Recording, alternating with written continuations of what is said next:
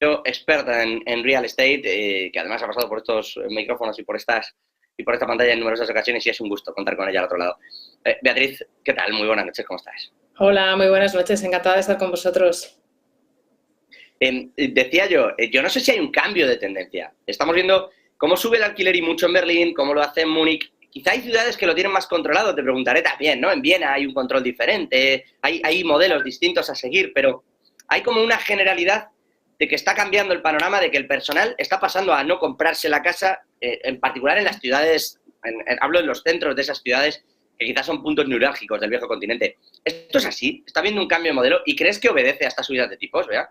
Bueno, a las subidas de tipos buenas noches. Lo primero, estoy completamente de acuerdo. Esta es la causa que explica lo que tú llamas cambio de modelo. Yo creo que es más como consecuencia de ese encarecimiento de la financiación. Date cuenta que Alemania el alquiler representa el 50% de la población alemana vive en alquiler y ese porcentaje se eleva en las grandes ciudades, ¿no? ¿Qué ocurre? Pues que como consecuencia de ese encarecimiento de la financiación hay que tener en cuenta además que en países como Alemania, en Alemania el precio de la vivienda no deja de subir desde 2010, o sea, apenas 2 años después de la crisis, ¿no? Y desde entonces ni un solo trimestre había frenado hasta los últimos 3 trimestres que llevan caídas consecutivas de caídas importantes. Esto se está viendo en otros países pues, nórdicos como Suecia, en Países Bajos, hay caídas en torno al 10, al 7% como consecuencia de ese encarecimiento de la financiación. ¿Qué ha ocurrido? Pues que con motivo de la pandemia, esa necesidad de pues, tener otro tipo de viviendas con más espacio, con más zonas verdes, etcétera, eso llevó a un repunte de las compraventas y con ello de los precios.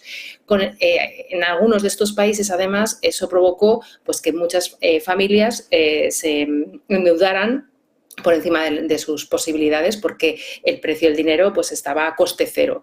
Todo esto ha llevado a unos desequilibrios que ahora es donde estamos notando en muchos de estos países que sí se ha producido una burbuja que ahora se está frenando o que está estallando. Pero daros cuenta que en muchos de estos países, y es el caso de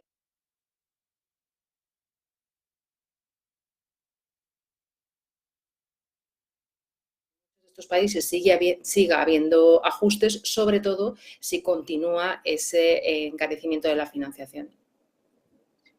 Beatriz, una cosa que siempre está como en el haber colectivo, ¿no? Esto de la vivienda siempre sube y tal, por lo menos en España es una cosa que hemos ido como... Nos han alimentado así desde pequeñitos, ¿no? Bisabuelos, abuelos, padres.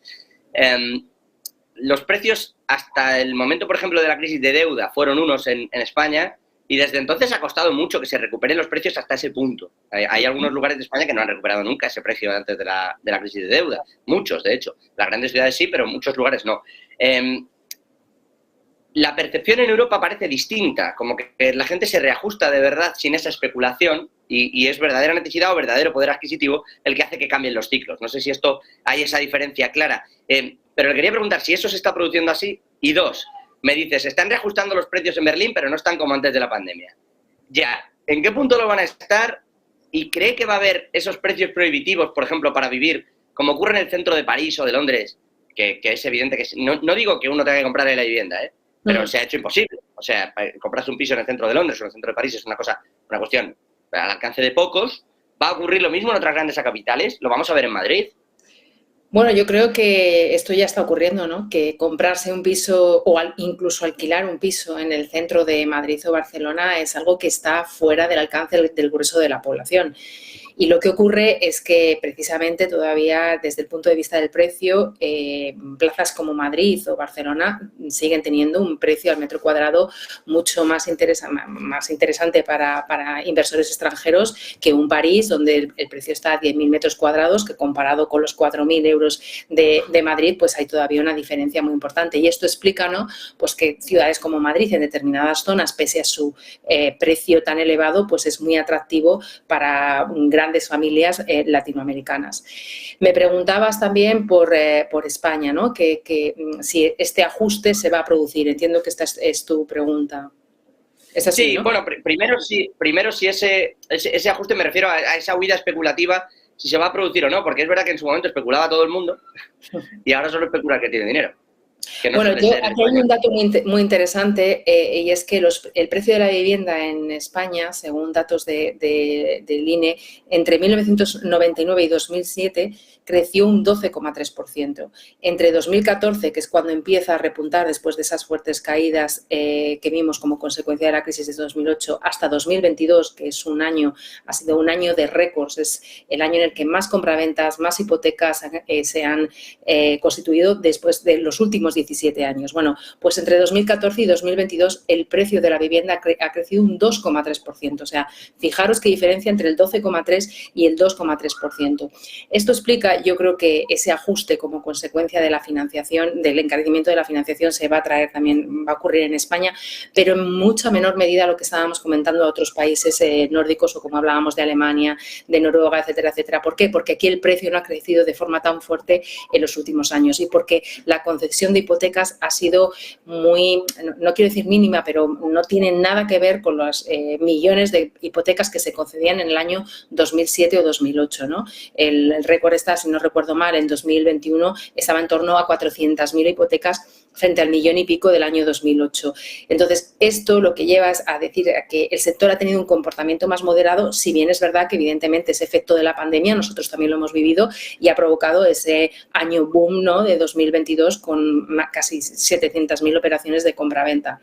Ahora lo que están reflejando los datos es que esa actividad se está moderando, es decir, ya se empieza a notar sobre todo una caída brutal en la concesión de hipotecas, que es lógica. En las compraventas también hay unas caídas en torno al 6-10% según la fuente que cojamos, pero en cambio los precios no están cayendo. Están frenando su crecimiento, pero no están cayendo. ¿Qué es lo que puede ocurrir en 2023 y lo que queda de 2023 y 2024?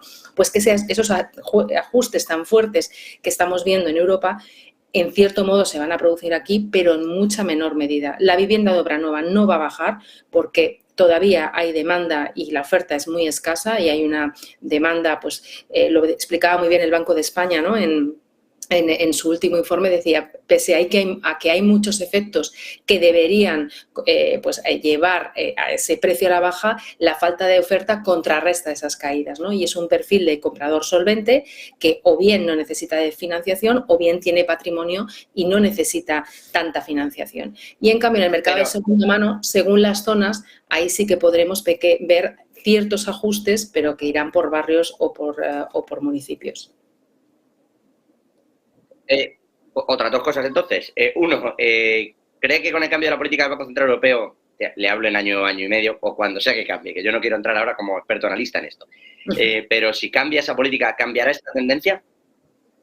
Sí, yo estoy convencida. ¿Cree que eso va a ocurrir?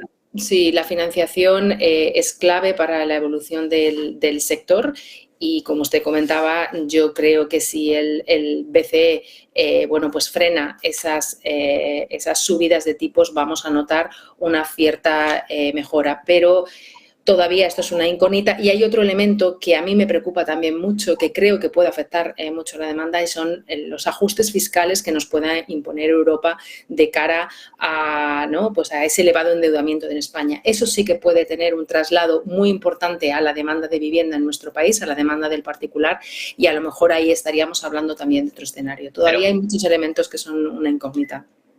No me diga eso, pero ajustes fiscales, o sea, al punto que vayan a llegar ajustes fiscales que le pidan al gobierno que lo traslade, perdóname, que fíjese que me llevo un susto, que lo trasladen del gobierno a la parte bancaria y del banco al particular y por lo tanto se estreche la posibilidad de crédito.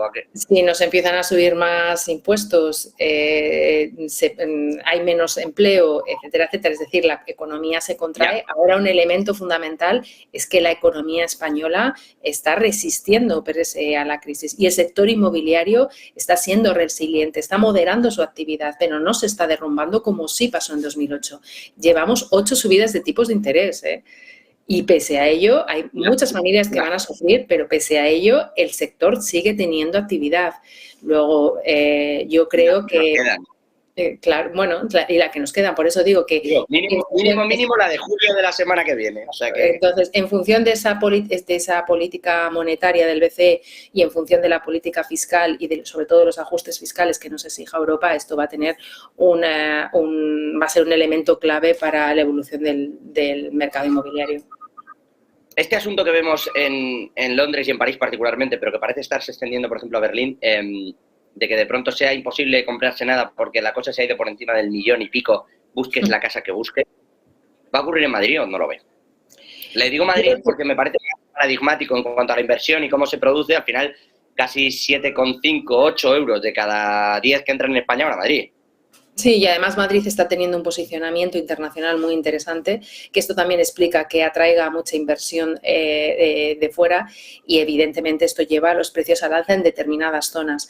Yo lo que creo que vamos a ver en Madrid, como en grandes ciudades, es un comportamiento diferente según por barrios. Evidentemente, los barrios más emblemáticos, los barrios más con pues, zonas prime, ¿no? Que se denominan, no creo que vayamos a ver caídas de precios, pero vamos a ver que en la zona, pues a lo mejor pues en determinados barrios fuera de la M30, donde el poder adquisitivo es menor y donde la gente va a sufrir más con todas las consecuencias de esta crisis, pues ahí habrá en zonas que habrá ajustes. Pero también te quiero señalar un punto relacionado con el alquiler, y es que en el alquiler, en cambio, no vamos a ver caídas de precios. ¿Por qué? Porque ante la imposibilidad de acceder al mercado de la compra, la gente necesita vivienda y se tiene que refugiar en el alquiler. Esto es lo que estaba pasando en Alemania, lo que comentabais. La vivienda sí. ¿Cómo? No, le iba a decir, la vivienda sí, pero luego está el real estate, que por ahí algún banco está haciendo aguas también en las compras. Por ahí no vendrá la siguiente crisis. Bueno, no tengo la bola de cristal, pero en líneas generales el inmobiliario y el residencial, que es mi expertise, sí que veo que no vamos a ver una crisis como la que vimos en 2008. Otros sectores, el hotelero sigue siendo muy fuerte. El logístico también ha tenido un crecimiento, bueno, unas cifras brutales en los últimos años. Luego, no creo que en general el real estate vaya a ser el problema o la víctima, no sé cómo decirlo, en esta crisis. No, bueno, más que la víctima, el causante, ¿no? Que de repente el real estate no dé real banco. El causante en esta fase no, porque la financiación ha estado muy contenida. De hecho, lo he explicado antes, ¿no? Sobre todo desde el punto de vista de las hipotecas, y han sido sobre todo hipotecas a tipo fijo. Han sido el perfil de hipotecado, es un perfil, bueno, pues con un perfil muy solvente, y este ha sido el problema. O sea, el sector no ha ido a más porque la gente no podía acceder a la financiación. En eso sí, pero oficinas vacías, hoteles vacíos, esto en Estados Unidos ya está pasando, ¿eh? Y hay algunos bancos que no saben qué hacer con el llamado commercial real estate en Estados Unidos y están teniendo algún que otro problema. Pero bueno, tiempo tendremos para ir a comprobarlo y seguro además la llamaremos para comentarlo. Beatriz Toribio, experta en real estate, gracias por estar con nosotros. Gracias a vosotros, un saludo. Nosotros seguimos hablando de economía, como no puede ser de otra manera. Miramos a Wall Street.